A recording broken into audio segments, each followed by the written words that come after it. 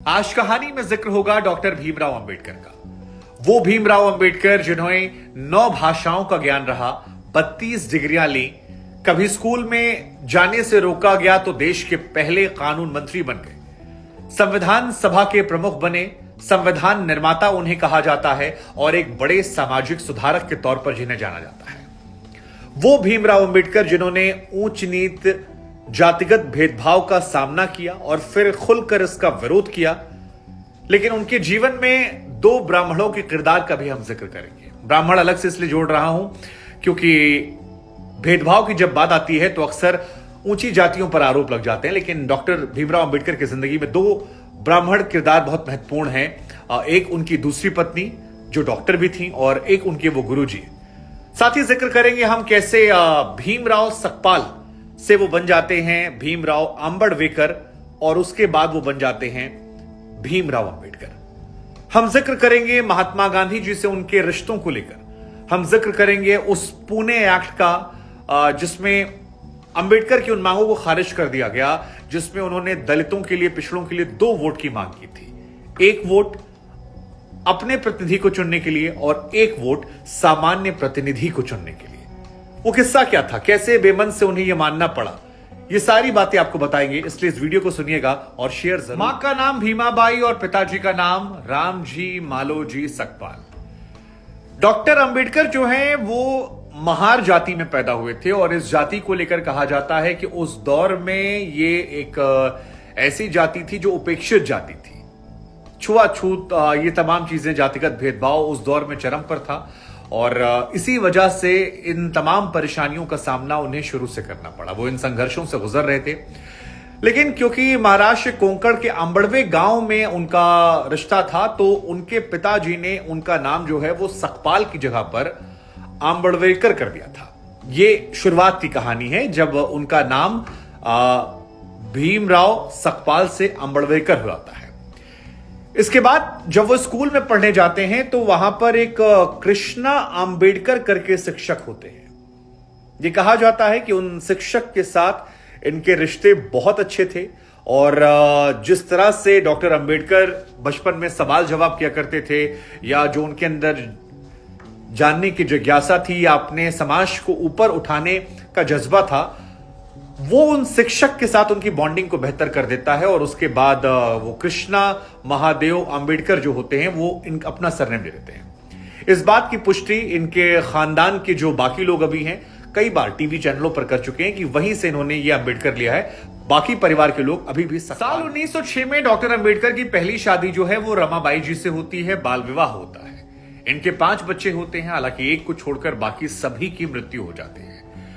लेकिन इसके बाद राजनीतिक जीवन काल में काफी उथल पुथल चलता है और साल 1947 में इनकी मुलाकात होती है एक महिला से, डॉक्टर शारदा कबीर। डॉक्टर शारदा कबीर के पास डॉक्टर अंबेडकर जाते हैं और कहते हैं कि मेरे साथी, मेरे अनुयायी मुझसे कह रहे हैं कि अब वो वक्त आ गया है कि तुम्हें ख्याल रखने के लिए किसी जीवन साथी को फिर से जीवन में लाना चाहिए।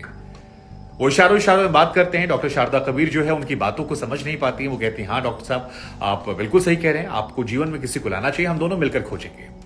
लेकिन जब डॉक्टर अंबेडकर अपनी बातों को स्पष्टता से नहीं समझा पाते हैं तो बाद में डॉक्टर शारदा कबीर को वो एक चिट्ठी लिखते हैं और इस चिट्ठी में अपने दिल की बात वो लिखते हैं। वो कहते हैं कि मेरे अनुयायियों को लगता है कि अगर कोई जीवन साथी मिल जाएगा तो मेरी उम्र लंबी हो सकती है, मेरा ख्याल रखा जा सकता है।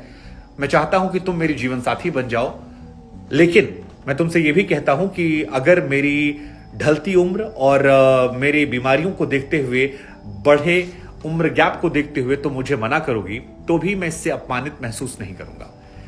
ये कहते हैं कि 24 घंटे के बाद डॉक्टर शारदा कबीर जो हैं वो उन्हें हाँ बोल देती हैं और 1 साल के अंदर ही मुलाकात के ये दोनों शादी के बंधन में बन जाते हैं। 1948 वो साल था जब डॉक्टर शारदा कबीर से इनकी शादी हुई। डॉक्टर शारदा कबीर की भूमिका को डॉक्टर अंबेडकर के जीवन में आप 2 तरह से देख सकते हैं। एक, माई लाइफ विद अंबेडकर जो उनकी जीवन कथा है, उसमें वो लिखती हैं कि उन्होंने ही नागपुर में जो 5 लाख अनुयायियों के साथ हिंदू धर्म छोड़कर बौद्ध धर्म अपनाया था, उसके लिए डॉक्टर अंबेडकर को प्रोत्साहित किया था और इस घटना के बारे में बड़े विस्तार से उन्होंने यहां बताया है। तो एक ब्राह्मण महिला ने डॉक्टर अंबेडकर, जो कि एक पिछड़े समाज से आते थे, उनसे शादी की।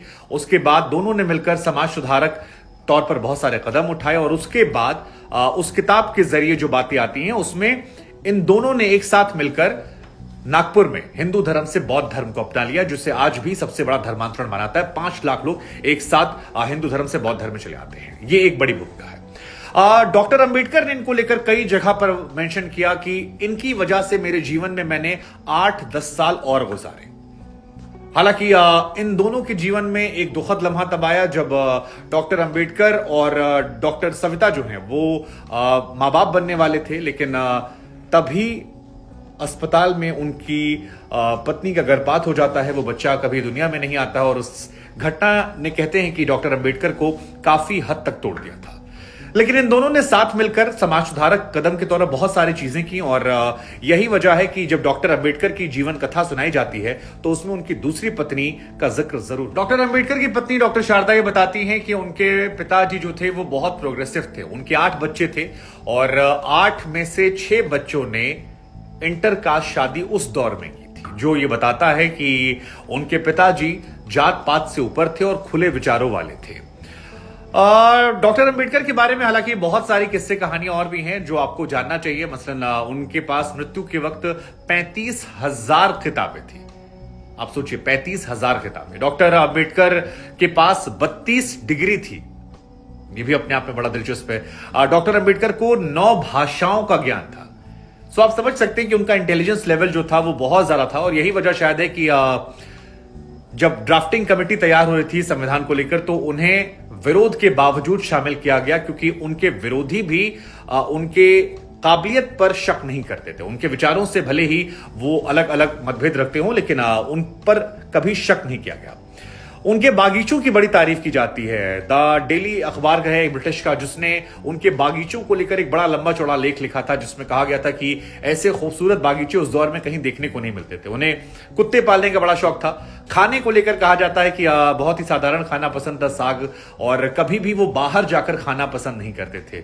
उनके जीवन को 2 हिस्सों में देखा गया, एक उनकी पहली पत्नी के साथ, एक उनकी दूसरी पत्नी के साथ। लेकिन किस्सा गांधी जी के साथ भी है जो आपको जानना चाहिए। डॉक्टर अंबेडकर का पूरा जीवन जो था वो दलितों के उत्थान में लगा रहा। अछूतों को वो आगे बढ़ावा देते रहे और उनकी कोशिशों का असर था कि साल 1909 में अछूत समाज के लिए उस दौर में आरक्षण के प्रावधान को पहली बार लगाया गया।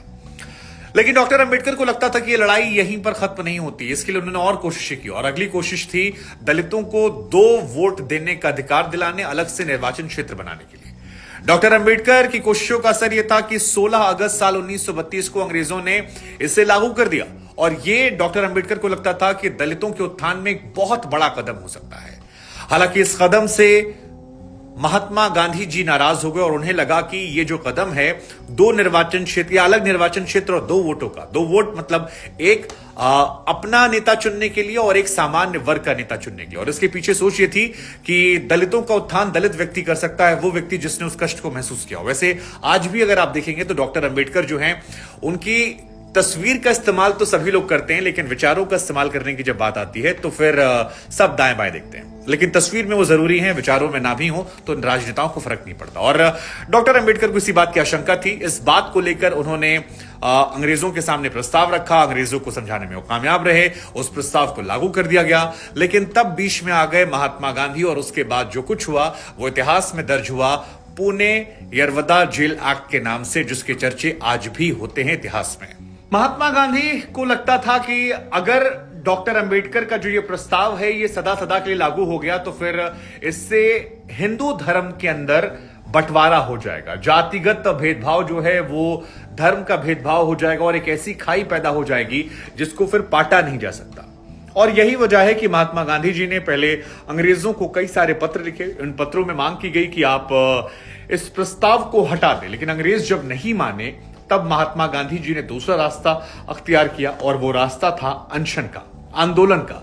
महात्मा गांधी इसके विरोध में अनशन पर बैठ जाते हैं और इसके बाद ये अनशन आंदोलन बढ़ता जाता है। हालांकि डॉक्टर अंबेडकर जो थे वो भी इस बात पर अड़े हुए थे कि वो इस प्रस्ताव से पीछे नहीं हटेंगे और इस पर डटे रहेंगे, ये दलितों के उत्थान के लिए बहुत जरूरी है। लेकिन जब बापू की तबीयत बिगड़ती चली गई और उस अनशन में वो लगातार बीमार पड़ते गए, तब देश में उस वक्त की गांधी जी की प्रसिद्धि अपने चरम पर थी। अंबेडकर को चौतरफा विरोध का सामना करना पड़ा। विरोध अंदर से भी उनके आसपास आया, उनके लोगों ने विरोध जताया क्योंकि बापू की इज्जत हर समाज में थी।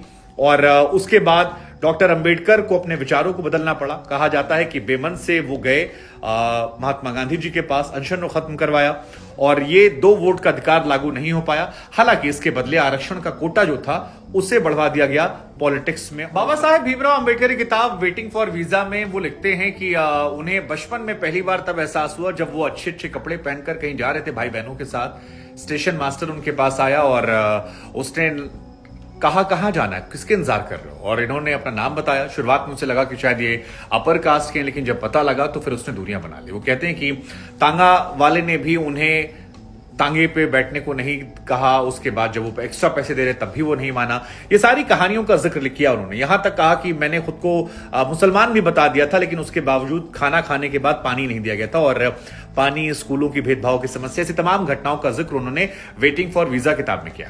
हालांकि महात्मा गांधी जी को लेकर एक किस्सा भी है कि महात्मा गांधी जी को लगता था शायद वो एक ब्राह्मण व्यक्ति हैं जो दलितों और वंचितों के हक की बात करते हैं। और एक बार महात्मा गांधी जी ने कहा भी था कि मैं तब से वंचितों की सेवा कर रहा हूं जब आप पैदा भी नहीं हुए थे। लेकिन उन्होंने कहा कि कांग्रेस कभी भी दलितों के उत्थान को लेकर सीरियस नहीं है। अगर सीरियस होती तो फिर आप लोग खादी को अनिवार्य करने के साथ साथ दलितों के भेदभाव के खिलाफ विरोध भी अनिवार्य करते। आप लोग सुनिश्चित करते कि जो आदमी दलित विरोध करेगा उसे पार्टी में नहीं रखेंगे, जो दलितों के मंदिर जाने का विरोध करेगा उसे शामिल नहीं करेंगे, जो दलित के बच्चे को पढ़ाएगा नहीं उसका विरोध करेंगे, जो दलितों के साथ खाना खाने से इंकार करेगा उसका विरोध करेंगे। इसलिए कांग्रेस से उनकी राय थोड़ी अलग अलग थी। लेकिन बाबा साहब को याद करना जरूरी है, याद इसलिए भी क्योंकि जातिगत भेदभाव को पूरा करने हमें लगा इस कहानी के जरिए डॉक्टर अंबेडकर को अपने शब्दों में हम याद करें, उनके बारे में कुछ बातें आपको बताएं, समझाएं, और खुद भी इसी बहाने उनको पढ़ने का, समझने का मौका मिला। वरना